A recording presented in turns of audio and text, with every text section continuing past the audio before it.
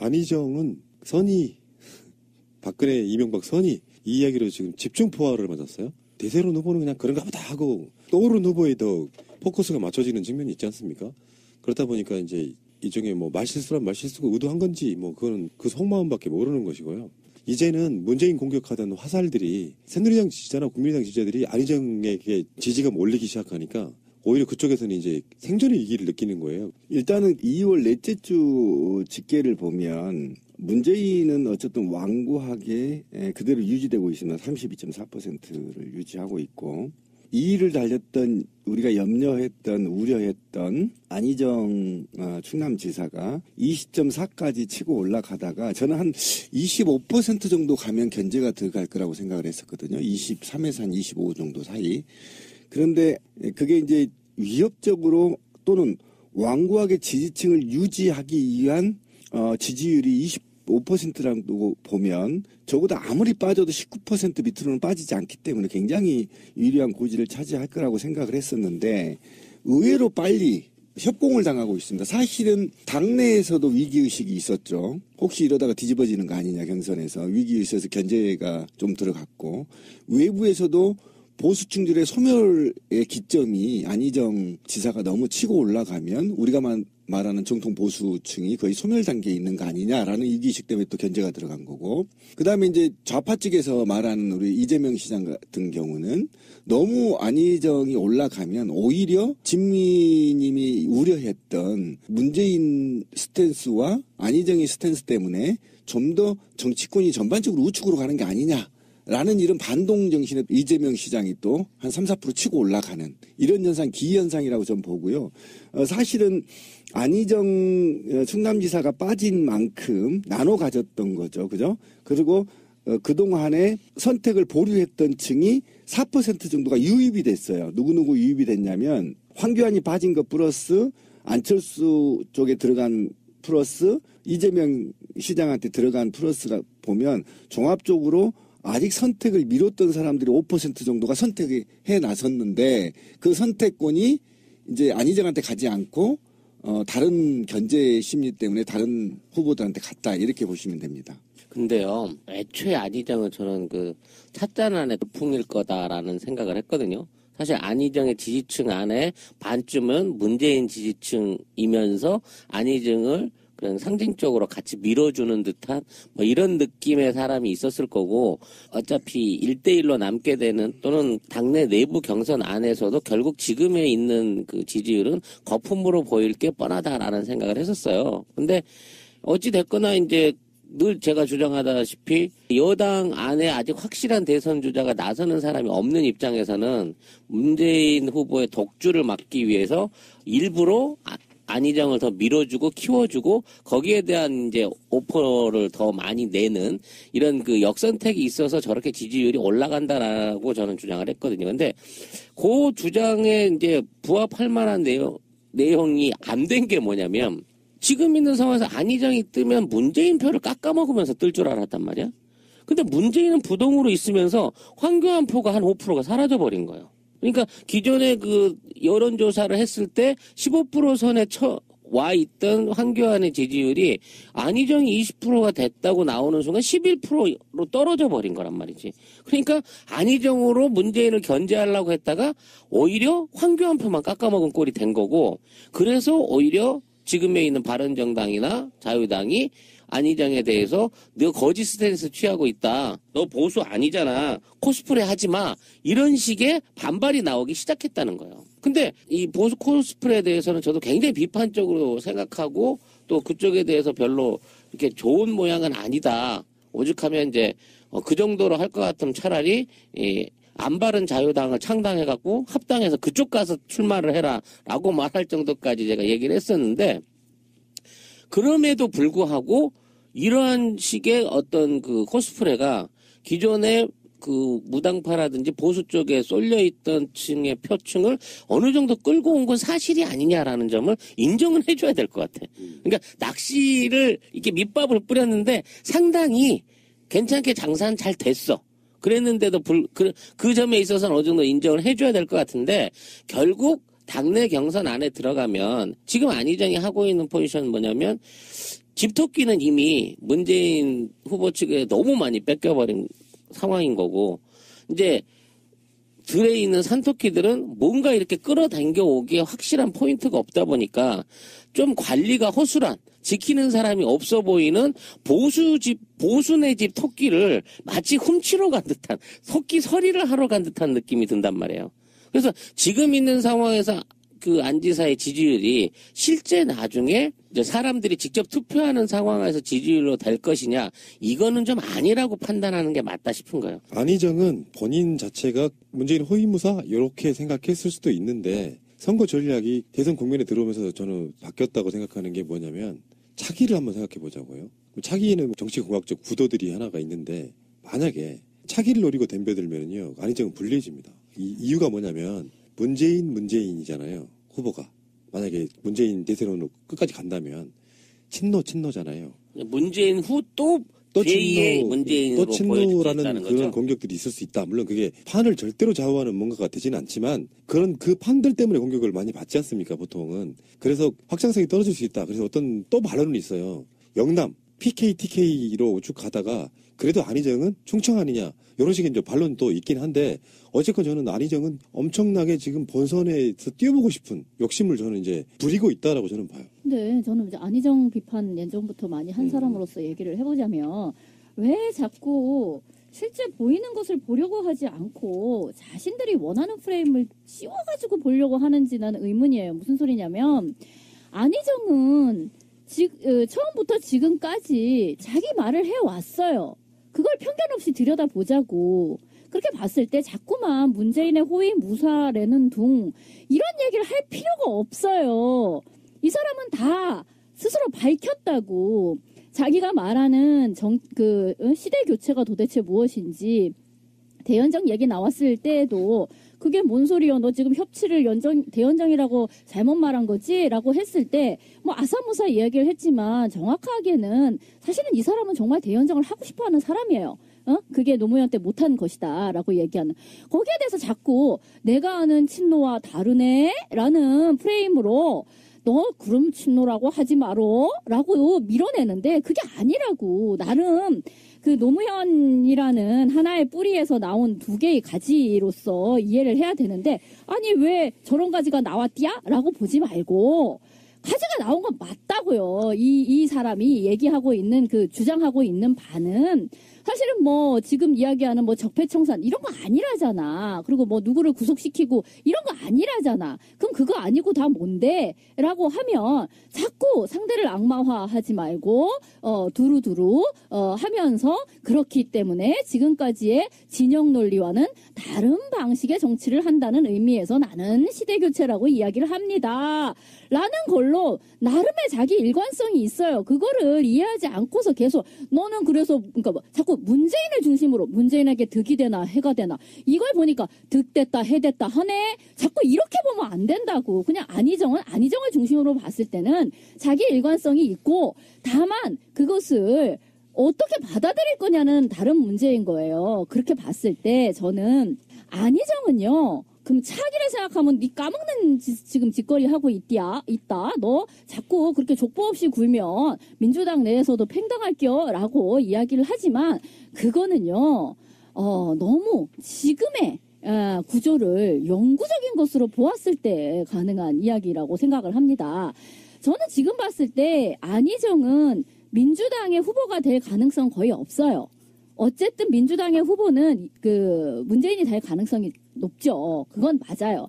근데 그러면 저 어쩌려고 저랴. 저 이번에도 안 될 것 같고 그러면 차기라도 준비를 해야 되는데 이런 식으로 하면 차기도 네 불리혀. 이렇게 얘기하는 거는요. 안희정한테 해당 사항이 없어요. 무슨 소리냐면 이 사람도 머리가 있는데 차기를 준비 안 하겠어요? 그렇다면 이 사람이 생각하는 차기란 무엇이냐 하면 지금의 반문이라는 입장, 그러니까 진영 논리에 갇혀 있는 문재인 이런 방식을 나는 반대합니다라는 것으로서 민주당 내에 있는 반문과 그 이후에 이를테면 국민의당이라든가 이런 쪽과 궤를 같이 할 가능성이 높아요.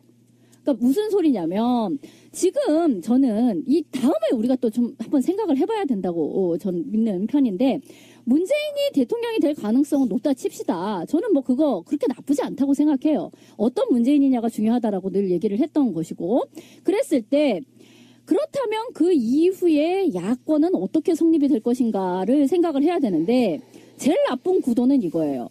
문재인을 대표로 하는 이를테면 여당이 있고 그 외에 야당이 자꾸만 지금의 새누리당에서 분파된 그 부류를 한쪽 편으로 놓고 그렇게 전선이 형성이 되면 계속해서 진영 논리적인 이야기밖에 안 돼요. 이쪽에서 옳은 소리를 했는데도 거기에 대한 반대를 그 반대를 무조건 오른쪽에서 나오는 공격이라는 식으로 해석해서 결국은 이게 무슨 핑퐁 게임 같이 되면 안 된단 말이야. 제일 좋은 구도는 뭐냐면 지금의 문재인으로 정권 교체가 됐다고 가정을 했을 때 오히려 야권에 국민의당이라든가 아니면 안희정이라든가 이런 정도의 포지션이 있어줘야 되는 거예요. 그러면서 지금의 새누리당 분파의 사람들이 야권으로서 성립이 되지 못하거나 오히려 흡수되는 방식이 되었을 때 훨씬 더 유리한 우리의 어떤 헌정사적인 발전을 꾀할 수가 있다라고 보는 거죠. 그렇게 되면 지금 극우 이를테면 태극기 집회에 나오는 사람들은 소멸되는 것이고요. 그건 어떤 정치적인 집단으로서 인정되지 않는 것이고 지금 바른정당이라고 하는 그곳에서 일부를 추려서 이쪽과 흡수되는 방식으로 해서 중도 우파 정도의 당이 하나의 대안 세력으로서 자리를 잡게 되고 그게 야당이 되면 되는 거죠. 근데 저번에 우리 정청래 의원 나왔을 때 그 얘기를 했잖아요. 안희정이 만약에 대통령이 된다면 그것을 정권 교체로 볼 수 있느냐 했을 때 없다라고 분명히 얘기를 했어요. 그러니까 그렇다면 지금 정권 교체를 하고자 하는 사람들에게 있어서 안희정을 하나의 선택지로서 생각하지 않는다고 그 얘기는 하지 말고 그럼 안희정의 미래는 무엇이냐? 문재인이 대통령이 되었을 때의 야당이 되면 되는 거예요.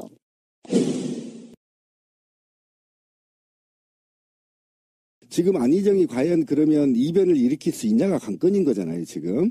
그러니까 20%를 치고 올라가는 안희정의 문제가 과연 더불어민주당 내에 이변을 일으킬 수 있는 거냐.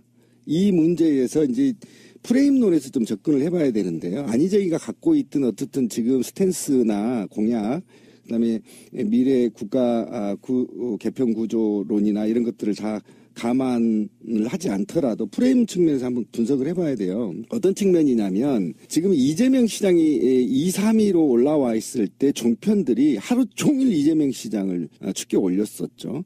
그래서 이제 치고 올라갔다가 이재명 시장을 한번 대봤더니 문재인을 못 잡겠는 거예요. 그래서 다시 죽이고 안희정을 치어 올라오기 시작했어요. 사이에 있던 안희정을 치고 올라왔죠. 그래서 안희정으로 때려잡으려고 보니까 이게 이제 안희정을 신뢰할 수가 없는 겁니다. 더 만약에 지금으로부터 안희정이 조금만 위험수위를 넘고요. 조금만 정편이 더 띄워버리면요. 제가 볼 때 25% 넘어요. 넘으면 어떤 현상이 벌어지냐면 새누리당 성향의 당들은 다 소멸이 돼버립니다. 굉장히 위험한 상태에 돼 있고요. 안희정이가 25%를 넘어버릴 경우에는 문재인도 위험하게 되는 것이고 둘째로 유승민과 한교안, 안철수가 같이 죽어버려요. 그러면 이 보수층들이 이 국가 프레임을 짜고 있는 조중동 중심의 종편들이 너무 위험한 도박을 할 수 있거든요. 그래서 안희정을 다시 죽이기 시작하고 누굴 띄우냐면요. 다시 이재명을 띄워보는 겁니다. 안희정을 죽이고 이재명이 올리면 누가 올라간지 아세요? 바로 안철수가 올라가요. 그래서 최종 종편이 선택은 저는 안철수가 될 거라는 겁니다. 이게 안철수를 최종 레이스에 올리기 위해서 입맛질을 해보는 거예요. 안희정이 올려봤다가 이재명이 올려봤다가 쭉쭉쭉 올리다가 갑자기 마지막에 레이스에는 안철수를 쫙 올리면서 안철수가 20%로 치고 올라가면서 이제 맞대결로 만들 프레임이 지금 작동되고 있어서 우리가 지금 분석할 때 있어서 오류를 일으킬 수 있는 건 뭐냐면 안희정의 주장이 시민들의 마음을 보수층의 마음을 얻어서 지지층이 올라간다라고 하는 건 그다음에 이 지지층이 완고하게 20%를 유지하거나 또는 안희정이 패권을 가질 수 있을 정도의 18% 이상 또는 15% 이상의 흔들림 없는 지지층을 보이는 지지층이 아니라는 겁니다. 굉장히 위험한 지지층을 갖고 있기 때문에 거품이다. 그렇죠. 어느 정도 쭉 빠져나간다는 거죠. 이런 측면에서 프레임을 한번 지켜보는 것도 관전 포인트가 있어요. 전 동의하고요. 그것도 나쁘지 않다는 거예요. 문제는 저쪽은 구사할 만한 전법이 별로 없고 세울 만한 말이 없다는 거예요. 결국 이쪽 말 가지고 노는 거예요. 자, 그래서 또 빅데이터 분석을 보면 그러니까 화제성이 이게 그러니까 소셜미디어 사회가 되면서 최종의 마지막 레이스를 뛰는 사람들의 보편적인 자료를 보면 빅데이터 분석 자료 거의 비슷해요. 근데 빅데이터 분석 자료에서 화제성 점유율을 보면 그러니까 시민들의 관심을 갖는 관심도를 따져봤어요. 그랬더니 문재인이 가장 높아요. 수치는 말하지 않겠습니다. 그 다음에 이재명이 넘버 2로 나오고요. 3위가 황교안입니다. 그 다음에 4위가 안희정, 5위가 안철수 이런 식으로 나오거든요. 그러니까 그렇게 된다고 한다면 이 빅데이터 분석은 어떤 걸 의미하냐면 안희정보다 문재인이 낫지만 안희정보다 이재명이 낫지만 이재명은 확고한 자기 지지층이 다져지면서 올라오고 있는 것이고요.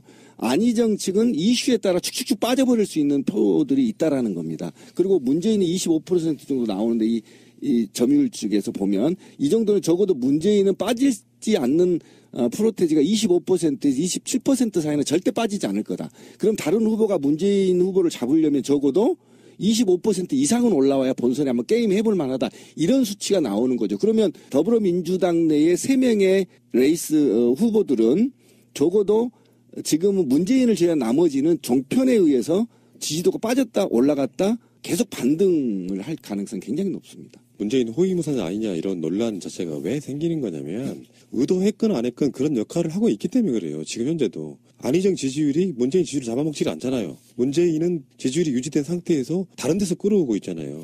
그게 정치적으로 호위무사 역할을 하고 있는 거다라고 그렇죠. 일단 보는 건데. 그럴 수도 있는데 어쨌든. 근데 이제 그 보수 쪽이나 정편 쪽에서 어떤 프레임을 갖고 막 그 장기판에 말을 두듯이 하는 게 아니고 국민들이 민심이 그렇게 움직이고 있으니까 그러면 최소한 문재인이 안 되게 해볼까 하는 그런 장난치를 치려고 하는 거죠. 그래 봐야 안철수는 저는 이미 진열 때다가 꽤 오래전에 올려진 상품인데 호감이 없어서 지금 사가지 않고 있는 그런 거기 때문에 전 대안이 될 수 있다고 생각하지 않고요.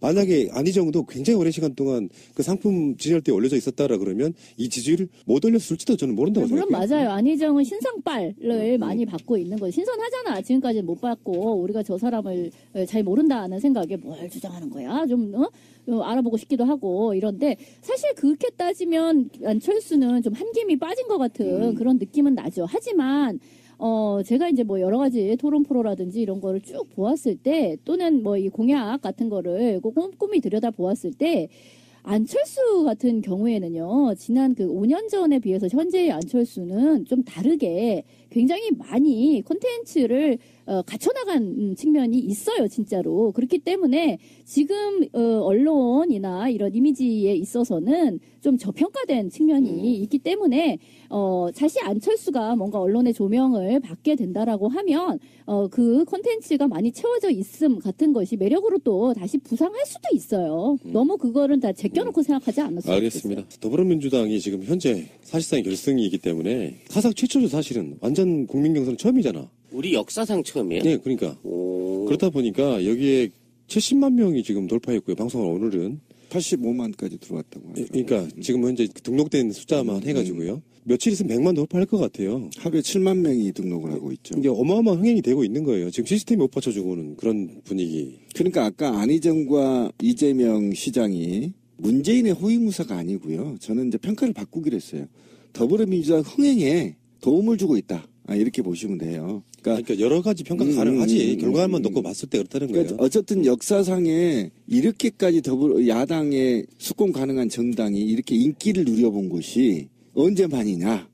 제가 볼 때는 이 정도 흥행은 처음인 것 같은데요. 그죠? 그러니까 이 안희정과 경선 흥행은 당 얘기하는 겁니다. 그러니까 안희정과 경선 흥행이 일종의 그 독이 든 성배 같은 거예요. 예를 그렇죠. 들면 계속 흥행이 된다라고 하면 위기감 느끼는 사람들 입장에서는 안희정 찍을 역선택하려고 들어오는 사람들일 거야 하고 계속 의심하게 되고 그런 측면들이 오히려 흥행을 좀 성공 높여주는 결과가 되고 차라리 그렇게 들어올 바에는 한 250만 300만 가자. 그러면 여론조사대로 결과가 나올 것이다 이렇게 예상하는 측면이 있는 거고요. 어쨌건 지금 70만 명이라고 하면 저는 이거 대단하다고 봐요. 박근혜 탄핵 선고하는 날, 탄핵 심판이 확정되는 날 3일 전에 1차 모집하고 된 후에 또 2차 모집하고 하면은 선거 캠프들 이야기를 들어보면 특히 안희정 지사 같은 경우는 250만 정도는 들어올 것이고 그 민심은 자기를 택할 것이다 이렇게 이야기를 하고 있다 그러니까 예.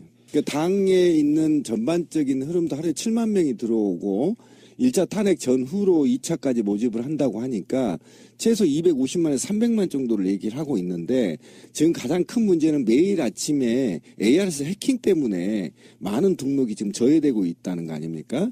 그러니까 그런 해킹이 이게 계속 전화를 돌림으로 인해서 가부가 걸리게 만들어서 그건 디도스잖아. 전화 디도스. 그렇죠. 더불어민주당의 흥행을 조금이라도 저지해보고 또는 역선택의 효과를 노리기 위해서 250만 이상이 등록 못하게 계속 방해를 하고 있음에도 불구하고 일단은 하루에 7만 명씩이 등록이 되고 이후에는 이제 컴퓨터로도 등록을 할 수가 있어서 지금도 돼요. 지금 20일부터 그렇죠. 월요일부터 20일부터, 가능합니다. 은행용 공인 인증서를 가지고 있는 사람은 그 컴퓨터로 이제 다 가능하고요. 전화도 지금 이제 하나 회선을 늘린 상태입니다. 그렇죠. 그래서 어쨌든 250만은 훅 넘을 것 같다. 이게 이제 당내에서도 예상입니다. 이게 그러니까 지금까지 민주당이 그런 비슷한 류의 선거인단 모집한 적도 있었잖아요. 예전에 박원순 시장 뽑힐 때도 아마 그렇게 모집을 했던 걸로 기억하는데 그 규모에서 봤을 때 마지노선 딱 기준이 150만이래요. 150만 정도면 전통적으로 지금까지 민주당 지지받던 사람들이 그 맥시멈이 그 규모고 그 숫자로 넘어가면 경선을 하게 되면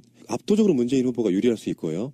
거기다가 이제 안희정 쪽 입장에서는 250만쯤 되면은 나를 찍으려고 들어온 사람들이 굉장히 많을 거야. 이런 식으로 이제 자가 발전을 하고 있는 건데 어떻게 생각해보면 이런 거 있습니다. 안희정 역선택이 우려된다. 그래서 사실 이제는 반새누리당이 돼버린 것 같은 뭐 이런 느낌으로 안희정을 이미지화 시키면은 거기에 또 반발해가지고 많은 분들이 또 등록하게 되지 않을까 하는 측면이 있어서 결과를 떠나서 일단 흥행의 성공을 하기 위한 교두보가 마련되고 있는 게 아닌가 싶어요. 사람이 있잖아요. 우리들은 뭐 최순실이가 해먹으면은 막 재산이 몇 조설 나오고 숫자에 대한 무감각이 좀 있는데 100만 명 모인다는 게 그게 쉬운 게 아니에요. 그럼 후보자들의 말에 일일비 할 필요가 없습니다. 저도 이제 지방선거긴 하지만 선거대책본부장을 해봤는데 뭐 한 7대3으로 저도 자기가 이긴다고 밖에 나가서 얘기해요. 자체 ARS 돌리거든요. 그러니까 거기 너무 일일비 하지 말고 크게 대승적 차원에서 접근했으면 좋겠어요. 숫자가 많다는 의미의 숫자가 첫 번째로 등장하는 게 만이에요. 만 명. 사람 10,000명만 봐도 어마어마한 숫자가 모이는 거잖아요. 그 만. 그래서 만이래요. 많다는 의미의 만. 뭐 그런 의미가 있어서 근데 그 만이 100만, 200만, 300만 그러면 이거는 뭐 정청래 의원도 얘기했고 신비님이 가끔씩 얘기하는 황소 몸무게 맞추기 같은 사실상 어떤 그 조작이 좀 불가능하다 뭐 이런 이야기도 있는 것이고요. 자, 민주당 경선 이야기는 여기까지 하시고 최근에 그 이야기도 먼저 한번 해봅시다. 문재인 안보 포럼이라는 게 있었어. 종편들 정말 놀랍다. 거기에 이제 뒤에 걸린 태극기가 잘못 그려졌다는 거야. 그러니까 이를테면 이런 거에 원래 이렇게 가로로 걸잖아요. 근데 세로로 걸다 보니까 그것이 거꾸로 걸렸다는 것을 눈치채기가 쉽지가 않아요. 그게 사실 그 세로로 걸었을 때 이게 빨간색이 왼쪽이냐 파란색이 왼쪽이냐 이거 상식적으로 아는 사람 별로 없어요. 그러니까 다른 국기들이 이렇게 눕혔을 때 오른쪽이 상이고 왼쪽이 하인 개념이에요. 근데 그게 태극기는 거꾸로 걸렸다는 거야. 근데 이런 거는 비난거리가 안 되는 게 예를 들어서 예전에 기억들 나시죠? 이명박이 무슨 의원 갔다가 진짜 자기가 들고 있는 태극기를 거꾸로 들고 있어. 이런 거 우리가 비판 많이 했었잖아요. 그 안보 포럼 같은 행사는 그냥 이벤트 기획사 가는 거예요. 문재인 책임이야 어떻게 그게. 근데 그 태극기가 굉장히 우리께 너무 대상화되어 있어서 말이죠. 예의를 많이 차리는데 태극기가 거꾸로 들면 어때요? 그게 뭐 문제가 있나요? 친일파야. 태극기를 세로로 들게 되는 태극기와 위에서 아래로 되는 태극기는 틀려요. 그림이. 세로로 드는 태극기를 위에서 아래로 걸 수가 없어요. 이해 가세요? 무슨 말을 하는지? 따로 제작이 돼야 됩니다. 공공감리가 있기 때문에. 그러니까 그리고 밑에 하얀 부분을 위에서부터 내리는 거 길게 내리거든요. 1.5배를. 이거를 하더라도 파란색이 좌측으로 가고 빨간색이 우측으로 가는 게 아니라고. 그 길게 내리는 태극기는 원래부터 빨간색 위로 가고 공공감리를 제대로 쓰되 길이를 길게 빼는 거라고. 그러니까 쉽게 말하면 그냥 세로로 들어야 할 태극기를 우측으로 걸면 이 자체가 안 되게 돼 있다고. 그리고 안 되게 돼 있을 뿐만 아니라 이것을 문제 삼으면 문제가 그 문제 삼는 게 문제가 되는 거라고. 이해 가시죠? 무슨 말인지. 그 정표의 논리는 이런 거더라고. 그러니 그 개 같은 소리입니다. 그게. 정표의 논리는 이런 의미가 거야. 없는 거 갖고 싸우는 거예요. 거기 나온 시사평론가가 이렇게 말해요. 물론 문재인 후보가 태극기를 저렇게 걸라고 하진 않았겠죠. 그런데 거기 자리가 어떤 자리냐? 안보 포럼이란 곳인데 좀 더 세심하게 신경을 썼어야 돼. 그래서 문재인 후보가 그런 배려가 없다는 거야. 비판을 해도 좀 수준 있게 했으면 좋겠어. 저거 잘못됐네요라고 얘기하면 끝나는 문제지. 그걸 또 안보관으로 연결을 시켜요. 대단하신 분들이고 문제는 뭐 대세론 이야기하지만 문재인 대표 입장에서는 이건 안 할 수도 없고 하기도 좀 그런 부분이지만 해야 됩니다. 뭐냐면은 가장 유력하게 지금 1위로 치고 나가는 후보가 이번 선거는 특수한 선거잖아요. 당선되자마자 바로 청와대 들어가야 돼요. 국무회의 바로 해야 되고 박근혜가 임명한 장관들과 국무회의 해야 돼요.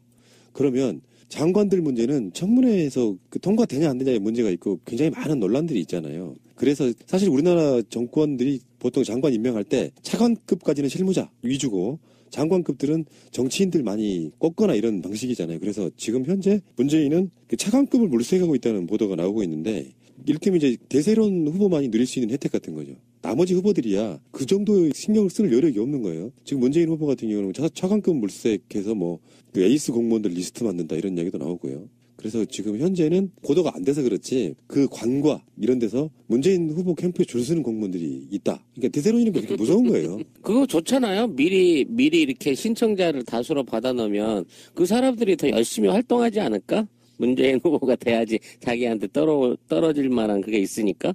그런 게 어차피 여당의 프리미엄 같은 거였잖아, 예전에는. 그런데 좀 무서운 이야기를 해보자고요, 지금은. 문재인 겨냥한 테러 첩보가 입수됐다. 이게 그냥 나오는 이야기가 무슨 썰 수준이 아니고요. 실제로 지금 헌법재판소라든지 태극기 들고 나오는 집회, 그 집회에서도 거의 뭐 발악에 가까운 짓들을 하고 있지 않습니까? 그러니까 실제로 어떤 그 트라우마가 떠오르냐면은 저는 그때 시절에 살지도 않았지만 제 2군가국 시절에 뭐 장면, 뭐 신익희 이런 분들 이상하게 공교롭게도 이승만과 대결하려다가 돌아가시고 이런 게 있었잖아요. 그래서 석연찮게 느끼는 측면이 있었고 이 부분에 대해서는 그냥 하는 말이 아니라 이게 구체적인 내용이 담겨있는 첩보가 들어왔다라고 하면 굉장히 신경 쓸 문제라는 게 상상하기도 싫지만 만약에요. 대선 1위, 대세론 후보가 낙마하는 상황이 벌어진다면 참씨. 엄청난 이거 혼란이다. 무슨 나라 자체가 아마 어마어마해진 상황이 될 거예요. 구한 말도 아니고 진짜 그런 류의 어떤 시도를 하는 세력이 있다 그러면 진짜 그거는 뭐라고 말을 못 하겠네. 이거 어떻게 어떻게 멸종을 시켜야 되지? 그러니까 우리는 박사모나 소위 탐기국 집회에서 발언한 내용들을 소수 의견이라고 보고 또는 일부가 우리가 품어야 할 아픈 상처다 이렇게 저도 얘기를 하지만 실제로 몇 개월 탄핵 직전으로 한번 가보자고요. 탄핵 직전에 누가 움직였냐면요. 다른 탐기국도 없었고요. 다른 단체도 없었어요. 오로지 반대하는 단체가 엄마부대 이외에는 없었습니다. 엄마부대가 최초로 탄핵 반대 집회가 있었고요. 그분들은 겨우 돼봐야 7, 8명 수준이었습니다. 주옥순 부대를 얘기하는 겁니다. 제일 먼저 나왔는데 그러다가 박사모가 나오기 시작을 했고요. 그 다음에 탐기국이 만들어졌습니다. 그리고 그제 제가 집회를 갔을 때는 이 집회가 커지다 보니까요. 어떤 현상이 벌어지냐면 헌재 앞에서 있었던 얘기예요. 탐기국 아이들이 1인 시위를 하는데 그 옆에 주옥순의 엄마 부대가 1인 시위를 한단 말이죠. 그런데 경찰이 왔어요. 경찰이 와서 10m가 안 되니까 떨어지세요 하니까 자기들 둘이 싸웠어요. 내가 먼저 왔는데 네가 가 이렇게. 그러니까 뭐냐면 그들 내부에서도 뭔가 충성 경쟁이 이루어지고 있고 뭔가 누구한테 내가 더 박근혜 탄핵 기각을 위해서 투쟁했다라는 걸 증명해야 되고 그걸 사진으로 찍어서 누구한테 보내줘야 되는 시기가 왔다라는 거죠. 제가 왜 이 얘기를 구차하게 하냐면 3개월 전에 박사모 집회와 지금 오늘 현재의 탐기국의 집회의 발언들을 보면 쭉 테러 수준까지 올라오고 있습니다. 그리고 현직 국회의원들이 이 집회에 참여해서 선동을 해가는 거죠. 그런데 이렇게 선동이 되면서 제가 솔직히 말씀드리면 10만 넘었어요. 자, 이렇게 되고 그 다음에 헌재 앞에 그 다음에 벙커 넘버원 앞에 국회 앞에 그 다음에 특검 사무실 앞에까지 대규모로 지금 집회를 하고 있습니다. 예, 매일 하고 있습니다.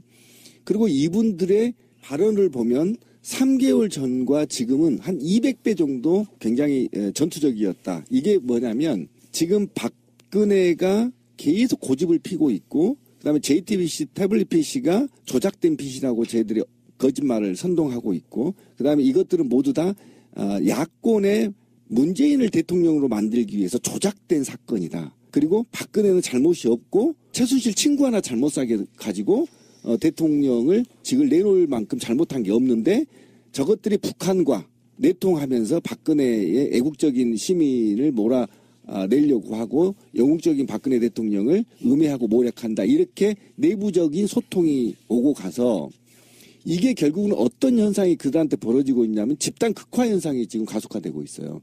그래서 이분들이 테러를 해도 정당화되게끔 이미 의식화가 되어 있다. 난 이게 두렵다라는 겁니다. 그래서 누군가가 명령을 내리지 않아도 지금 그들의 수준은 조금만 한 번만 불을 누가 질러주면 박근혜가 질러주든 누군가가 질러주면 야권의 주요 인사들이 테러될 가능성이 굉장히 높습니다. 굉장히 심각한 상태. 이거는 현장에서 박사모들하고 몸을 맞아본 사람만이 느끼는 이 감각이 있는 겁니다. 굉장히 위험하고요. 경찰이고 뭐 무조건 때립니다. 이 정도까지 올라왔는데 3월 1일 이전 좌우로 해서 박근혜가 메시지를 남기거나 또는 여기에 대리인단들이 어떤 메시지를 던졌거나 또는 이들을 지금 리드하고 있다는 김진태나 이런 아이들이 몇 마디 던지면 실제로 테러가 일어날 가능성이 높아서 아까도 말씀드렸지만 현재 긴급 24시간 근접 경호입니다. 이게 쉬운 게 아니에요. 근접 경호 집에까지 24시간 서 있어야 돼요. 잠잘 때도 서 있고 화장실 갈 때도 서 있고 이러면서 같이 문재인 전 대표도 사실은 지금 근접 경호까지 지금 배치해야 되는 상황이 도래됐다. 굉장히 심각한 상황이다. 이렇게 보시면 돼요. 주요 인사라고 하는 문재인은 당연히 보호해야죠. 뭐 헌법재판관 보호해야 됩니다. 국회의원들 보호해야 되겠지만 자 막상 그들하고 광장에서 맞부딪혀 있는 우리 촛불 시민들 저들이 나쁜 의도를 갖고 스스로 무장을 하고 각오를 갖고 흉기를 쥐고 습격을 해온다고 하면 고의적으로 자 그러면 어떻게 해야 돼요 우리 시민들은 경찰이 지켜주지 않고 방조한다고 든다고 치면 우리가 자경단이라도 만들어서 그걸 방어를 해야 됩니까? 아니면 저들이 하는 폭행이나 폭력행위가 뻔히 보일 거라고 예상을 하는 이런 소리를 듣고 그럼 나오지 마세요라고 말을 해야 되는 건가요? 또 뭐 어떻게 우리는 그럼 대비를 해야 되는 거죠? 아니, 알아서 피하는 방법밖에 없는 것이고요. 싸우겠다고 달려드는 사람한테 빨리 피하는 게 가장 좋은 방법인 거고 문제는 이제 주요 대선 후보에 대한 경호 문제의 주제니까 이런 거 있을 수 있어요. 예를 들어서 아까 신민님 말씀에 조금 더 추가를 하면 그런 것들을 주도하는 게 문재인이다. 이런 논리가 성립을 그렇죠. 그쪽이 만들잖아요. 실제로 그렇게 지금 알고 있어요. 그러니까 지금 뭐 얘기를 들어보니 문재인 테러를 위한 특공대 모집 예. 그런 첩보라는 거잖아요. 네. 테러라는 게 우리가 말하는 것처럼 뭐 심각한 총칼도 있을 수 있겠지만요. 백색 테러라 그래서 어디를 갔는데 뭐 계란과 밀가루를 범벅 씌운다라든지 이게 이런 게 있어. 우리들 입장에서는 뭐 저런 새끼들이 다 했냐고 분노하겠지만요. 반대로 말하면은 저들이 봤을 때 저게 괴수한테 막 밀가루나 계란 같은 걸 뒤집어 씌웠을 때 느끼는 통쾌한 복수심 같은 것들이 발동하면요. 움츠리고 있던 그 샤이 보수들이 일어날 가능성이 있는 그런 측면이라고 저는 보는 거거든요. 자기들이 보기엔 악이잖아요. 그 악에 대해서 응징을 했다. 자, 우리도 이제 숨어있지 말고 일어나자. 그런 의미로 쓰일 수 있다는 생각이 들어서요. 그러니까 실제로 페이크 기사나 가짜 기사하고 그다음에 예를 들면 이런 거예요. 지금 전라도 전주에서 제가 직접 음성을 제보받았는데요. 국민의당의 전주의 정치인들이 특별법이 기간 연장을 문재인이 반대한다. 이렇게 소문을 내요. 그런데 이거를 택시 기사들이 나불거리고 다녀요.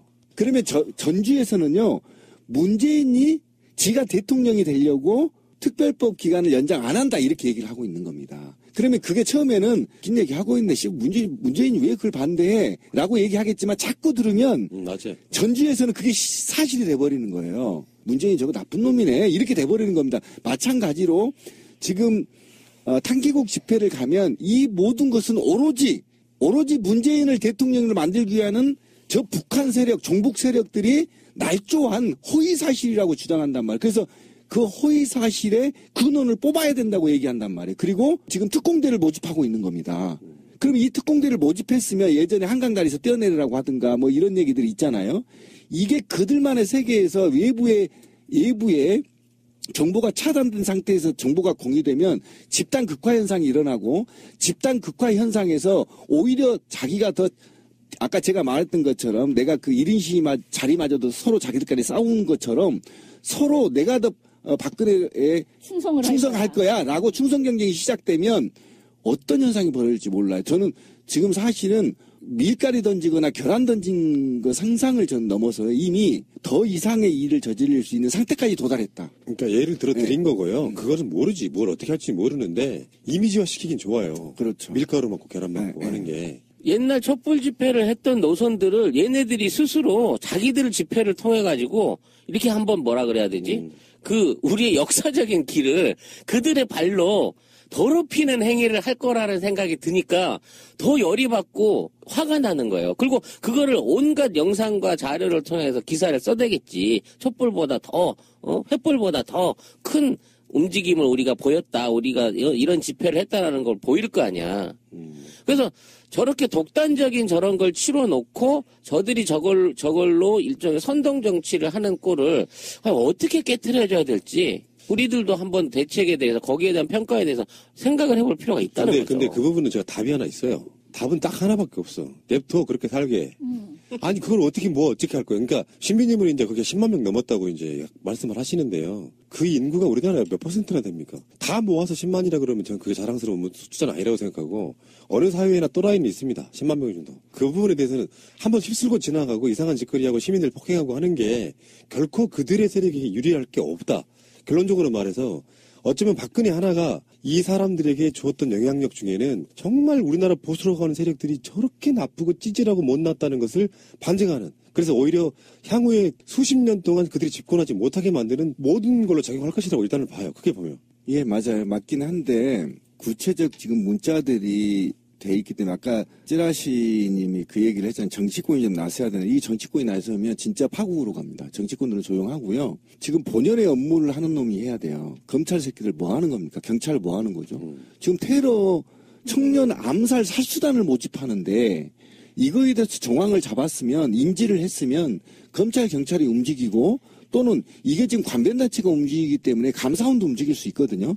움직여서 지금 사회적 혼란을 막기 위한 움직임들을 해야 된단 말이에요. 만약에 이 문자가요 촛불에서 나왔으면 어떻게 됐을까요? 만약에요. 제가 불러드렸잖아요. 청년 암살단 이렇게 지원단 모집해서 언제라도 죽음이 준비된 자 유서를 작성하고 오세요 몇 시까지 이렇게 만약에 우리가 해서 반대로 박근혜 암살단 지원 모집 또는 뭐 이렇게 해서 이거를 우리 촛불 시민들한테 문자가 들어왔다 그러면 검찰이 어떻게 했을까요? 퇴진행동 압수수색하죠. 관련자 전부 줄소환이죠. 이거 가는 거 아닙니까? 그런데 지금 왜 지금 박사모나 탕기국 집회에서는 검찰이 움직이지 않죠? 이게 바로 저는 지금 아직도 우병우 사단과 박근혜 권력들이 우리 대한민국 기관에 곳곳에 숨어 있다. 이들이 지금 테러를 조장하고 있다. 만약에 이 누명을 받지 않으려면 검찰이 지금 이 수사에 나서야 된다. 저는 그렇게 얘기를 하고 있는 겁니다, 지금. 3월 1일이라고 하는 우리나라의 역사에 헌법에 나와 있는 그 시발점, 임시정부의 원류이기도 한 3월 1일 날 친일파 부역자들을 옹호하는 집회를 한다는 게 자체가 정신 하나도 없는 사람들이고. 그렇죠. 3.1 운동이 어떤 거였는지를 자꾸 까먹고 거지. 오인을 하는데, 왜 그런 거 있잖아요. 3.1 운동 때에 이완용이 했던 말들 같은 거를 한번 보세요. 저것들이 뭐 선동이 돼가지고, 그런다. 하나도 바뀌지 않을 텐데, 이런 짓을 하는 것은 어리석은 일이다. 3.1 운동 자체를 이완용 같은 친일파들이 지금 그 극우파들이 촛불이나 이런 시민들을 바라보고 하는 말이랑 어쩌면 그렇게 똑같은지 알 수가 없다 싶을 정도로 그들이 그러니까 친일파의 그 정신이 그대로 독재 정권으로 이어오고 있었단 말이죠. 근데 그 후예라고 할 수 있는 자들이 지금 3.1절에 자신들의 봉기의 날로 잡았다는 것 자체가 역사 인식 자체가 하나도 없거나 아니면 너무 뻔뻔스러운 거예요. 그 이야기를 마무리하자고 하면 문재인 대표에 대한 뭐 테러 설, 그게 그 이야기를 그냥 설로 나온 게 아니에요. 대변인 격인 김경수 의원이 직접 언론에 한 얘기예요. 구체적인 첩보가 들어와서 지금 경호를 강화했다. 예비 후보라서 공식적인 경호가 안 붙는다네요. 그래서 그러니까 야당 후보가 공식적으로 되면 그때부터 이제 대선까지 경호가 붙게 되는데 그 전까지는 굉장히 좀 어려울 수 있다고 생각이 들고 또 그런 설이 돌면 있잖아요. 야당 후보들 움츠러들어요. 하루에도 일정이 수십 개 있지 않습니까? 갈 때마다 어디서 뭐가 날라올지 모르니까 움츠러들게 되는 측면이 없잖아 있고 언제쯤 정상적인 나라에 살 수 있을까요? 근데 이게 마치 핵발전소 같은 거죠. 언제 터질지 모르면 늘상 조심을 해야 됩니다. 그러니까 저는 황교안한테 화가 난 건 뭐냐면 지금 직무대행을 하고 권한대행을 하고 있지 않습니까? 그럼에도 불구하고 지금 야권 후보하고 헌재가 8명이 근접 경호까지 하게 되는 비상사태에 도래했단 말이에요. 이런데 사실은 이것과 관련해서 오히려 더 긴박하게 테러를 막기 위한 대책을 내놔야 됨에도 불구하고 오히려 지금의 여권 관계자들과 관료들이 이걸 부추기는 뉘앙스가 보이고 있다는 게 전 더 분노스럽고요. 이런 일이 만약에 만에 하나라도 벌어진다면 황교안과 검찰 그리고 경찰들이 저는 국민으로부터 사실은 그 지탄을 면치 못할 거다. 전 그렇게 봅니다. 지금이라도 움직이지 않으면 한번 생각해 보세요. 언제부터 헌재 재판관들을 근접경호까지 했나요? 이거 굉장히 위험한 중요한 상태예요. 때라는 거지. 아니 중요한 게 아니라 이런 테러 문자들이 돌고 있기 때문에 지금 그러는 거 아닙니까? 아무리 중요하다고 그러면 노무현 대통령 시절에도 했나요? 경호 안 했어요. 통합진보당 해산할 때도 경호 안 했어요. 근데 왜 지금 경호를 해야 될까요? 바로 이런 첩보 때문인 거든요. 문재인뿐만 아니에요. 지금 사회에 주요 인사들이 있잖아요. 또 권선동은 어떻게 할 건데요? 이게 지금 심각합니다, 사실은. 미쳐 날뛰고 있는 거예요. 예, 날뛰고 있는데 이거를 누가 해야 돼요? 검찰과 경찰이 고유 업무예요. 그래서 테러법 통과시켰잖아, 지들이. 진짜로 미친 것은 박근혜였지 않습니까? 대통령으로 앉아있는 자가 미친 짓거리를 해가지고 이 사태를 만들어 놔서 국민들이 안 되겠다는 헌법 위반했으니까 헌법재판소 가서 그래서 탄핵 맞고 헌법재판소 가서 지금 판결 받아와 이 상황이라고 하면 박근혜를 지키네 마네 이런 게 아니라 그들은 항상 그런 얘기 하잖아요. 준법. 우리 법대로 하고 있는 거잖아 지금. 근데 그 준법을 지들이 안 지켜. 그러면서 자기들 스스로가 계속 준법 세력이라고 해요. 걔들 말에 논리모순이 그거잖아요. 뭐 국민들의 힘으로 뽑은 대통령을 누군가가 거짓말로 선동해가지고 몰아내려고 하고 있다. 그런 자극적인 발상. 다시 말씀드리지만 길게 이야기하는 것 좀 짜증나는. 그렇다고 해서 야당 입장에서는 어찌 될지 모르니까 경호는 확실히 강화해라. 이렇게 말씀드리고 싶고요. 짤막하게 이런 이야기 하나 해볼까요? 유승민이 최근에 발언하는 것 중에 이런 게 있습니다.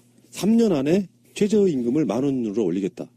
그러니까 일종의 이제 유승민 쪽이라면 그나마 경제 쪽에서는 상당히 열려있는 측면이 있어요. 새누리당 유해 후보들 중에서는. 근데 그런 건 괜찮은데 이상하게 유승민 자체가 사드라든지 꼴통스러움을 못 벗어나는 것 중에 하나가 이런 공약이에요. 여가부 폐지하겠다 처음에 그 발언이 있었어요. 여가 폐지하겠다. 그래서 양성평등이라는 게 꼭 여가부가 있어야 되냐. 모든 부처가 무조건 해야 되는 거기 때문에 여가부 없애겠다라고 했다가 논란이 되니까 나중에는 세상이 좀 좋아지면 발전적으로 해체할게 이렇게 해명을 했는데 지민님이 한번 제대로 한번 쏴주시죠. 아니 뭐 여가부와 관련해서는 솔직히 지금 여성계 안에서도 지금의 여가부는 솔직히 좀 뭐랄까 계륵 같은 면이 있어요. 그러니까 무슨 소리냐면 없애야 된다는 뜻이 아니라 사실은 이게 성평등과 관련된 부서라기보다 굉장히 그냥 허울만 이제 여성가족부라고 해놓고 사실은 여성과 또 가족 이렇게 이걸 또 두 개를 묶는다는 것도 잘못된 일인데 그건 마치 고용노동부 같은 거죠. 그러니까 그래놓고 온갖 무슨 보육이라든지 이런 쪽 업무를 이쪽에다 집어넣은 상태에서 실질적으로 어떤 성평등과 관련된 역할을 하지도 못하면서 오히려 이상한 여혐주의자들의 어떤 표적이나 되는 참 이상한 어떤 계륵과 같은 상태이기는 한데 근데 이제 이것과 관련해서 그러면 이거를 제대로 어떤 성평등과 관련된 그런 부서로 만들 것이냐라든가 또는 뭐 안철수 캠프 같은 데에서는요 이것을 이제 훨씬 더 격상시키는 걸로까지 나오고 있어요. 그러니까 이거를 아예 그냥 하나의 부서가 아니라요. 이게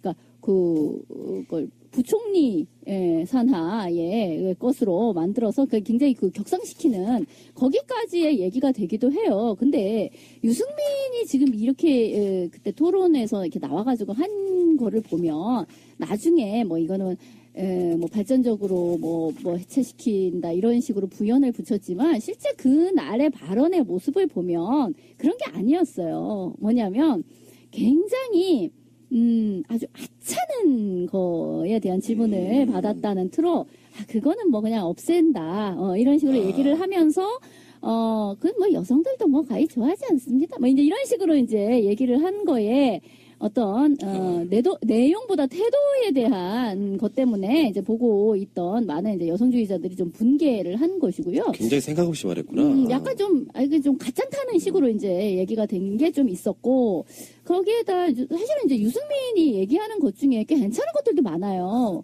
아까 최저임금 얘기도 있지만 장애인 관련 해가지고 부양의무제 폐지 같은 거는 꽤 이런 걸 받네 하는 정도로 먼저 그렇게 얘기를 한 바도 있고 탈핵 관련해서도 이 사람이 아무 생각 없어 보였는데 어떤 그 핵 발전소의 어떤 단계적 감축 같은 이야기를 하더라고요. 그러니까 그런 거는 괜찮기는 한데 사실 이제 이쪽에 뭐 진영을 초월하는 문제이기는 하나 전체적으로 여성주의 이슈에 대해서는 너무 이거를 작은 사안으로 인식하는 것이 아닌가라는 생각이 드는 거죠. 저는 제 자신뿐만 아니라 우리 애청자분들도 그러리라고 생각합니다. 박근혜의 경제민주화 공약에 속아서 대통령을 찍었다는 거 아닙니까? 빅데이터 결과.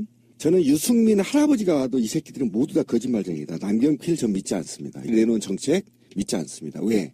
그들이 그럼 1만 원을 만들기 위해서 그들이 집권 여당일 때 과반이 넘었을 때 그들이 어떤 스탠스를 취했는지 이제 와서 유승민이 갑자기 자고 일어났더니 하늘에서 뭐 신이 내려와서 너 2만 원 해라 이렇게 될 리는 없기 때문에 유승민과 남경필 새누리당 아리들이 했던 말은 모두 다 새빨간 거짓말이다 이렇게 생각하십시오. 대봐야 안 됩니다. 쟤네들은 뼛속까지 자본주의 뼛속까지 인기영합주의이기 때문에 저는 할 수 없고 그들은 절대 머리가 국민을 위한 정치를 하려고 나오는 새끼들이 아닙니다. 자기들의 권력과 정치적 가문 등등을 이유로 정치를 하는 녀석들이기 때문에 오로지 본인들의 호가호위만 목적이다. 그들이 과연 개선해서 국민을 위해서 정치할 거다. 저는 그렇게 보지 않고 자유한국당과 바른정당은 반드시 소멸의 길을 밟게 만들어야 된다. 그것이 이번 촛불의 민심이다. 우리 용어 통일합시다. 자꾸 입에 익은 새누리당과 자유당으로 하려 했다가 한국당 이렇게 나오니까 우리 그냥 잔당으로 해. 잔당. 그러자. 자한당 해서 잔당. 어차피 없어질 당인데. 네, 잔당으로 합시다. 자한당 줄여서 잔당이에요. 잔당. 네. 유승민이 그래도 그쪽에서는 가장 진보적인 사람인 거예요. 상대 비교를 해보면. 그럼에도 불구하고 수구 꼴통적인 마인드가 꽤나 남아있더라. 그런 이야기를 해보고 싶어서 이 이야기를. 그렇죠. 네, 맞습니다. 그러니까 우리가 박근혜가 경제민주화 할 거라고 착각한 것처럼 유승민이 우리가 또 속냐? 네, 속지 말자. 그들은 절대 변하지 않는다. 근데 이제 이를테면 여성가족부 같은 경우는 민주정부 유산 같은 거잖아요. 그 당시에 김대중 대통령 같은 분들은 정말 공 많이 들이셨고요. 근데 그런 부처가 어떤 정권이 잡게 되면 아까 말한 신민이 말씀처럼 정말 수구꼴통스러운 부처가 돼버리고 노동부가 오히려 그 사용자 입장을 더 두둔하게 되는 그런 나라가 돼버려가지고 그러니까 지금 유승민의 답은 저는 그렇게 생각해요. 어떤 고민도 해본 적 없다. 그런 어떤 정책들에 대해서 해본 적이 없다가 답을 내가 너무 쉽게 경박하게 했구나라고 느낀 거예요. 아니 자기들은 그러겠죠. 우리들이 볼 때 적폐청산의 의지가 있구나. 지는 그렇게 생각했겠죠. 그게 적폐청산랑 뭔 관계야?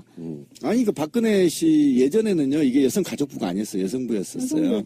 여성부였었는데 그때는 굉장히 진보적인 활동가들이 들어가 있었어요. 그런데 이게 변질됐거든요. 그러니까 한명수 총리가 할 때 그럴 그렇죠. 때하고 지금은 완전히 달라졌다는 거고요. 아니, 이게 여성부가 왜 필요해서 만들었겠냐고, 낭송부가 없는데. 그만큼 여성에 대한 어떤 인권이나 대우가 취약하니까 정부적인 차원에서 지원하자고 만든 거 아니에요. 근데 그걸 없애는 게 당연한 거라고 생각하는 논리가 거기 있다니까. 유승민은 모병제 반대한데 왜 그러냐니까 모병제하면 다 가난한 애들만 군대를 가서 그렇게 하는 거야. 그러니까 얘네들의 생각은 일단 자기들의 기득권의 기준으로 밑에 있는 서민들을 분리하고 분석해버리는 방향에서 한치도 발전성이 없는 거예요. 아니 근데 모병제는 뭐 또 딸로 얘기를 해볼 수는 있어요. 예. 그 이야기는 또 다음에 하시도록 하시고요. 어쨌건 유승민의 여가부 폐지 발언 논란, 폐지가 전혀 능사가 아니라는 거 어떻게 활용하느냐가 중요하다고 생각하면 그럼 그런 식으로 하면 국정원 폐지해야죠. 이런 논리라 그러면 그렇다는 거예요. 그게 사고방식이랄까 이런 것들이 어떤 사려 깊음, 배려 깊음 또는 깊은 사고, 대선 주자로서는 아직 깊이가 좀 덜 익은 게 아닌가 이런 그렇죠. 생각을 그러니까 합니다. 이런 자들이 이런 얘기하면 또 거짓말하네 새끼. 이렇게 하고 말아버려야 됩니다. 그걸 머리 담아두면 안 돼요. 근데 진짜 우리가 더 주의 깊게 봐야 될 거는 3년 안에 무슨 뭐 최저임금 10,000원? 그게 웃긴 이야기예요 사실은. 무슨 말이냐면은 최저임금 자체는 3년쯤 지나면 10,000원 오를 수밖에 없습니다. 잘 생각해 보십시오. 그렇죠. 정권이 바뀌어서 지금 6470이니까 그죠? 원래 총선 때 공약이 10,000원이었다고 생각하면 오늘 갑자기 오르면 좀 기업들이나 용세 자영업자들은 힘들 수도 있지만 3년쯤 지나서도 최저임금이 10,000원도 안 오르면 그거는 좀 우리 촛불 혁명을 한 의미가 전혀 없다고 보는 것이거라. 알고 보면 눈 가리고 앙호하는 것밖에 안 된다. 조삼모사밖에 안 된다. 이런 생각이 그렇죠. 듭니다. 예.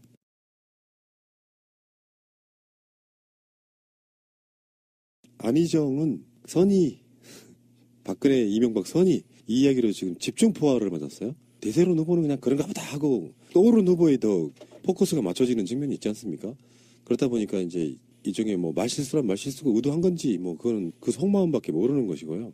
이제는 문재인 공격하던 화살들이 새누리당 지지자나 국민의당 지지자들이 안희정에게 지지감 올리기 시작하니까 오히려 그쪽에서는 이제 생존의 위기를 느끼는 거예요. 일단은 2월 넷째 주 집계를 보면 문재인은 어쨌든 완고하게 그대로 유지되고 있으면 32.4%를 유지하고 있고 2위를 달렸던 우리가 염려했던 우려했던 안희정 충남지사가 20.4까지 치고 올라가다가 저는 한 25% 정도 가면 견제가 들어갈 거라고 생각을 했었거든요. 23에서 한 25 정도 사이.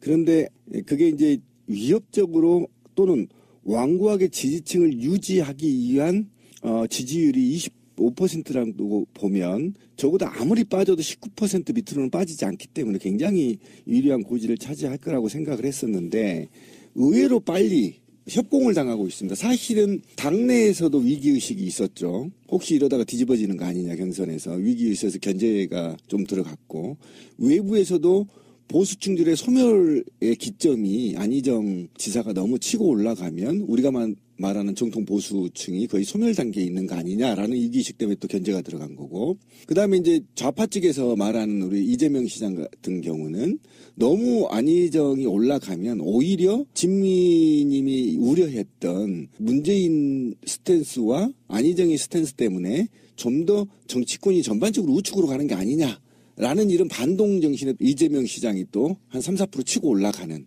이런 현상, 기현상이라고 좀 보고요. 사실은 안희정 충남지사가 빠진 만큼 나눠 가졌던 거죠. 그죠? 그리고 그동안에 선택을 보류했던 층이 4% 정도가 유입이 됐어요. 누구누구 유입이 됐냐면 황교안이 빠진 것 플러스 안철수 쪽에 들어간 플러스 이재명 시장한테 들어간 플러스가 보면 종합적으로 아직 선택을 미뤘던 사람들이 5% 정도가 선택해 나섰는데 그 선택권이 이제 안희정한테 가지 않고 다른 견제 심리 때문에 다른 후보들한테 갔다 이렇게 보시면 됩니다. 근데요, 애초에 안희정은 저는 그 찻잔 안에 풍일 거다라는 생각을 했거든요. 사실 안희정의 지지층 안에 반쯤은 문재인 지지층이면서 안희정을 그냥 상징적으로 같이 밀어주는 듯한 뭐 이런 느낌의 사람이 있었을 거고 어차피 1대1로 남게 되는 또는 당내 내부 경선 안에서도 결국 지금에 있는 그 지지율은 거품으로 보일 게 뻔하다라는 생각을 했었어요. 근데 어찌 됐거나 이제 늘 제가 주장하다시피 여당 안에 아직 확실한 대선 주자가 나서는 사람이 없는 입장에서는 문재인 후보의 독주를 막기 위해서 일부러 안희정을 더 밀어주고 키워주고 거기에 대한 이제 오퍼를 더 많이 내는 이런 그 역선택이 있어서 저렇게 지지율이 올라간다라고 저는 주장을 했거든요. 근데 그 주장에 이제 부합할 만한 내용이 안 된 게 뭐냐면 지금 있는 상황에서 안희정이 뜨면 문재인 표를 깎아먹으면서 뜰 줄 알았단 말이야. 근데 문재인은 부동으로 있으면서 황교안 표가 한 5%가 사라져버린 거예요. 그러니까 기존에 그 여론조사를 했을 때 15% 선에 와 있던 황교안의 지지율이 안희정이 20% 되는 거예요. 문제는 저쪽은 구사할 만한 전법이 별로 없고 세울 만한 말이 없다는 거예요. 결국 이쪽 말 가지고 노는 거예요. 자, 그래서 또 빅데이터 분석을 보면 그러니까 화제성이 이게 구글 그러니까 소셜 미디어 사회가 되면서 최종의 마지막 레이스를 뛰는 사람들의 보편적인 자료를 보면 빅데이터 분석 자료 거의 비슷해요. 근데 빅데이터 분석 자료에서 화제성 점유율을 보면 그러니까 시민들의 관심을 갖는 관심도를 따져봤어요. 그랬더니 문재인이 가장 높아요. 수치는 말하지 않겠습니다. 그 다음에 이재명이 넘버 2로 나오고요. 3위가 황교안입니다. 그 다음에 4위가 안희정, 5위가 안철수 이런 식으로 나오거든요. 그러니까 그렇게 된다고 한다면 이 빅데이터 분석은 어떤 걸 의미하냐면 안희정보다 문재인이 낮지만 안희정보다 이재명이 낮지만 이재명은 확고한 자기 지지층이 다져지면서 올라오고 있는 것이고요. 안희정 측은 이슈에 따라 축축축 빠져버릴 수 있는 표들이 있다라는 겁니다. 그리고 문재인이 25% 정도 나오는데 이 점유율 측에서 보면 이 정도는 적어도 문재인은 빠지지 않는 프로테지가 25%에서 27% 사이는 절대 빠지지 않을 거다. 그럼 다른 후보가 문재인 후보를 잡으려면 적어도 25% 이상은 올라와야 본선에 한번 게임 해볼 만하다. 이런 수치가 나오는 거죠. 그러면 더불어민주당 내에 3명의 레이스 후보들은 적어도 지금은 문재인을 제외한 나머지는 종편에 의해서 지지도가 빠졌다 올라갔다 계속 반등을 할 가능성이 굉장히 높습니다. 문재인 호위무사냐 아니냐 이런 논란 자체가 왜 생기는 거냐면 의도했건 안 했건 그런 역할을 하고 있기 때문에 그래요. 지금 현재도. 안희정 지지율이 문재인 지지율을 잡아먹지가 않잖아요. 문재인은 지지율이 유지된 상태에서 다른 데서 끌어오고 있잖아요. 그게 정치적으로 호위무사 역할을 하고 있는 거다라고 그렇죠. 일단 보는 건데. 그럴 수도 있는데 어쨌든. 근데 이제 그 보수 쪽이나 종편 쪽에서 어떤 프레임을 갖고 막 그 장기판에 말을 두듯이 하는 게 아니고 국민들이 민심이 그렇게 움직이고 있으니까 그러면 최소한 문재인이 안 되게 해볼까 하는 그런 장난치를 치려고 하는 거죠. 그래 봐야 안철수는 저는 이미 진열 때다가 꽤 오래전에 올려진 상품인데 호감이 없어서 지금 사가지 않고 있는 그런 거기 때문에 전 대안이 될 수 있다고 생각하지 않고요. 만약에 안희정도 굉장히 오랜 시간 동안 그 상품 진열 때 올려져 있었다라 그러면 이 지지율을 못 올렸을지도 저는 모른다고 물론 생각해요. 맞아요. 안희정은 신상빨을 많이 받고 있는 거죠. 신선하잖아. 지금까지는 못 받고 우리가 저 사람을 잘 모른다는 생각에 뭘 주장하는 거야. 좀 알아보고 싶기도 하고 이런데 사실 그렇게 따지면 안철수는 좀 한김이 빠진 것 같은 그런 느낌은 나죠. 하지만 제가 이제 뭐 여러 가지 토론 프로라든지 이런 거를 쭉 보았을 때 또는 뭐 이 공약 같은 거를 꼼꼼히 들여다 보았을 때 안철수 같은 경우에는요, 지난 그 5년 전에 비해서 현재의 안철수는 좀 다르게 굉장히 많이 콘텐츠를 갖춰나간 측면이 있어요, 진짜로. 그렇기 때문에 지금 언론이나 이런 이미지에 있어서는 좀 저평가된 측면이 있기 때문에 사실 안철수가 뭔가 언론의 조명을 받게 된다라고 하면 그 콘텐츠가 많이 채워져 있음 같은 것이 매력으로 또 다시 부상할 수도 있어요. 너무 그거를 다 제껴놓고 생각하지 않았어요. 알겠습니다. 더불어민주당이 지금 현재 사실상 결승이기 때문에 사상 최초죠, 사실은. 완전 국민 경선은 처음이잖아. 우리 역사상 처음이에요? 네, 그러니까. 오. 그렇다 보니까 여기에 70만 명이 지금 돌파했고요. 방송을 오늘은.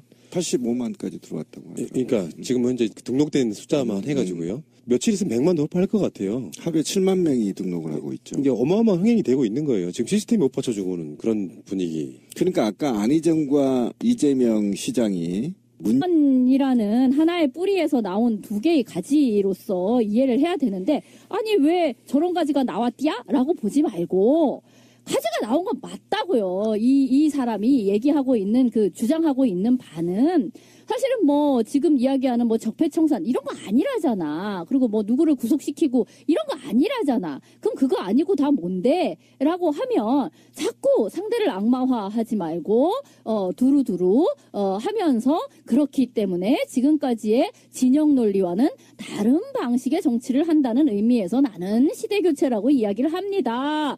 라는 걸로 나름의 자기 일관성이 있어요. 그거를 이해하지 않고서 계속 너는 그래서 그러니까 뭐 자꾸 문재인을 중심으로 문재인에게 득이 되나 해가 되나 이걸 보니까 득됐다 해됐다 하네. 자꾸 이렇게 보면 안 된다고. 그냥 안희정을 중심으로 봤을 때는 자기 일관성이 있고 다만 그것을 어떻게 받아들일 거냐는 다른 문제인 거예요. 그렇게 봤을 때 저는 안희정은요. 그럼 차기를 생각하면 네 까먹는 지금 짓거리 하고 있다. 너 자꾸 그렇게 족보 없이 굴면 민주당 내에서도 팽당할게요. 라고 이야기를 하지만 그거는요. 너무 지금의 구조를 영구적인 것으로 보았을 때 가능한 이야기라고 생각을 합니다. 저는 지금 봤을 때 안희정은 민주당의 후보가 될 가능성 거의 없어요. 어쨌든 민주당의 후보는 그 문재인이 될 가능성이 높죠. 그건 맞아요. 근데 그러면 저 어쩌려고 저랴. 저 이번에도 안 될 것 같고 그러면 차기라도 준비를 해야 되는데 이런 식으로 하면 차기도 네 불리혀. 이렇게 얘기하는 거는요. 안희정한테 해당 사항이 없어요. 무슨 소리냐면 이 사람도 머리가 있는데 차기를 준비 안 하겠어요? 그렇다면 이 사람이 생각하는 차기란 무엇이냐 하면 지금의 반문이라는 입장, 그러니까 진영 논리에 갇혀 있는 문재인 이런 방식을 나는 반대합니다라는 것으로서 민주당 내에 있는 반문과 그 이후에 이를테면 국민의당이라든가 이런 쪽과 궤를 같이 할 가능성이 높아요.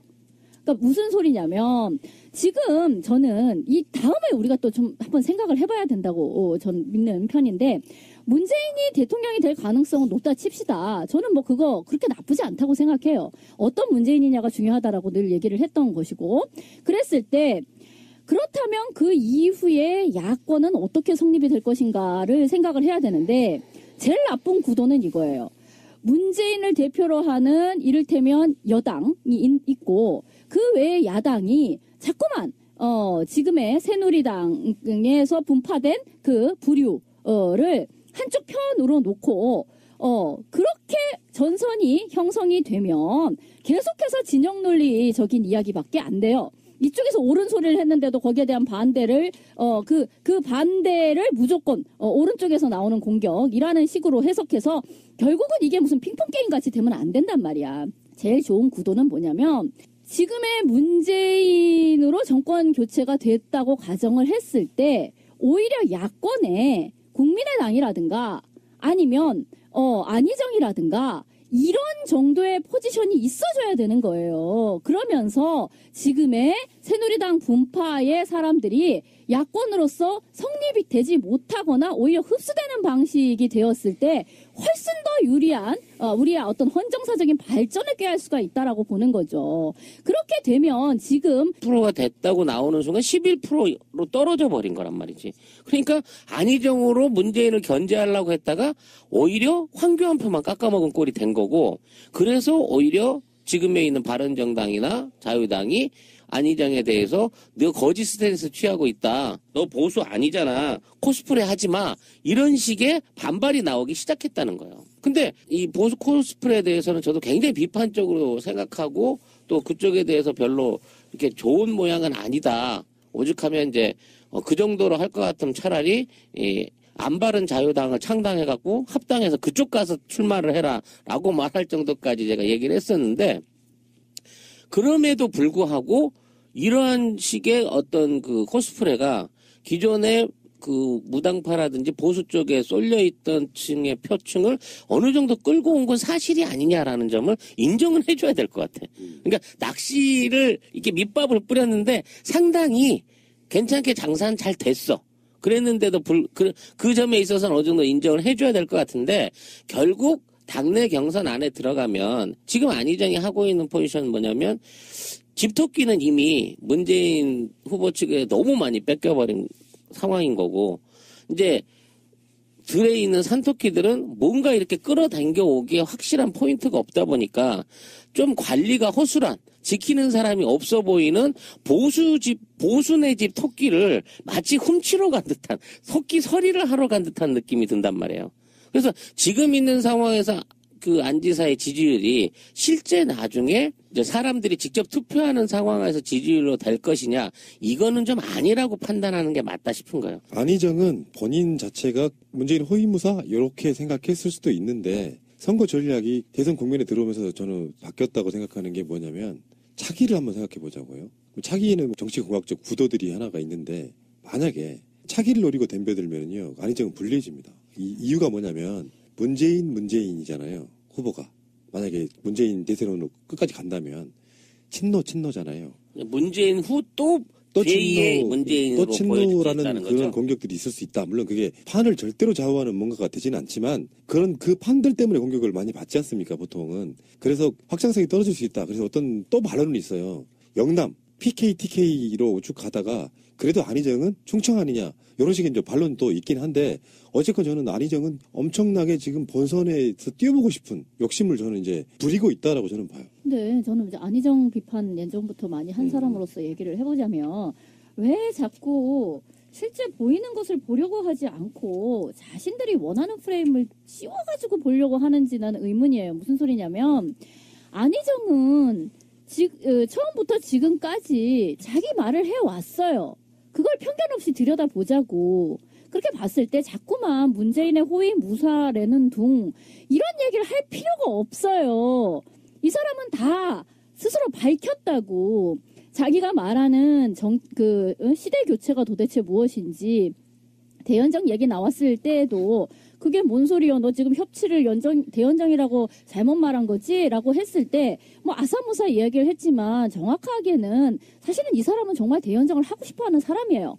그게 노무현 때 못한 것이다 라고 얘기하는 거기에 대해서 자꾸 내가 아는 친노와 다르네? 라는 프레임으로 너 그럼 친노라고 하지 마로 라고 밀어내는데 그게 아니라고. 나름 그 노무현 극우 이를테면 태극기 집회에 나오는 사람들은 소멸되는 것이고요. 그건 어떤 정치적인 집단으로서 인정되지 않는 것이고 지금 바른정당이라고 하는 그곳에서 일부를 추려서 이쪽과 흡수되는 방식으로 해서 중도 우파 정도의 당이 하나의 대안 세력으로서 자리를 잡게 되고 그게 야당이 되면 되는 거죠. 근데 저번에 우리 정청래 의원 나왔을 때 그 얘기를 했잖아요. 안희정이 만약에 대통령이 된다면 그것을 정권 교체로 볼 수 있느냐 했을 때 없다라고 분명히 얘기를 했어요. 그러니까 그렇다면 지금 정권 교체를 하고자 하는 사람들에게 있어서 안희정을 하나의 선택지로서 생각하지 않는다고 그 얘기는 하지 말고 그럼 안희정의 미래는 무엇이냐? 문재인이 대통령이 되었을 때의 야당이 되면 되는 거예요.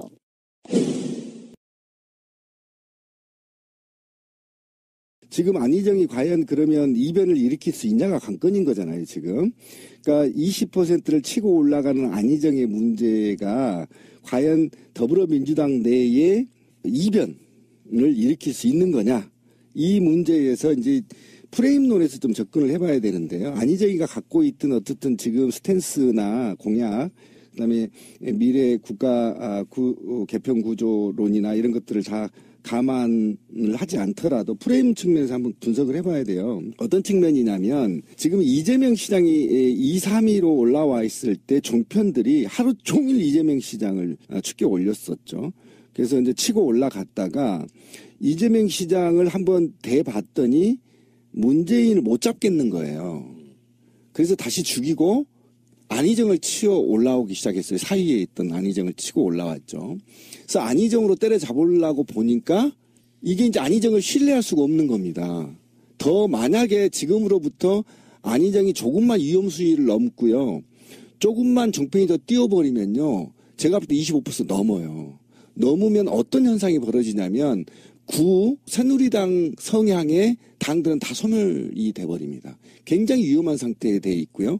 안희정이가 25%를 넘어버릴 경우에는 문재인도 위험하게 되는 것이고 둘째로 유승민과 한교안, 안철수가 같이 죽어버려요.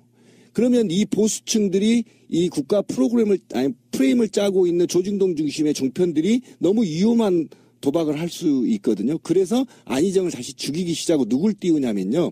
다시 이재명을 띄워보는 겁니다. 안희정을 죽이고 이재명이 올리면 누가 올라간지 아세요? 바로 안철수가 올라가요. 그래서 최종 종편이 선택은 저는 안철수가 될 거라는 겁니다. 이게 안철수를 최종 레이스에 올리기 위해서 입맛질을 해보는 거예요. 안희정이 올려봤다가 이재명이 올려봤다가 쭉쭉쭉 올리다가 갑자기 마지막에 레이스에는 안철수를 쫙 올리면서 안철수가 20%로 치고 올라가면서 이제 맞대결로 만들 프레임이 지금 작동되고 있어서 우리가 지금 분석할 때 있어서 오류를 일으킬 수 있는 건 뭐냐면 안희정의 주장이 시민들의 마음을 보수층의 마음을 얻어서 지지층이 올라간다라고 하는 건 그다음에 이 지지층이 완고하게 20%를 유지하거나 또는 안희정이 패권을 가질 수 있을 정도의 18% 이상 또는 15% 이상의 흔들림 없는 지지층을 보이는 지지층이 아니라는 겁니다. 굉장히 위험한 지지층을 갖고 있기 때문에 거품이다. 그렇죠. 이를테면. 어느 정도 쭉 빠져나간다는 거죠. 이런 측면에서 프레임을 한번 지켜보는 것도 관전 포인트가 있어요. 전 동의하고요. 그것도 나쁘지 않.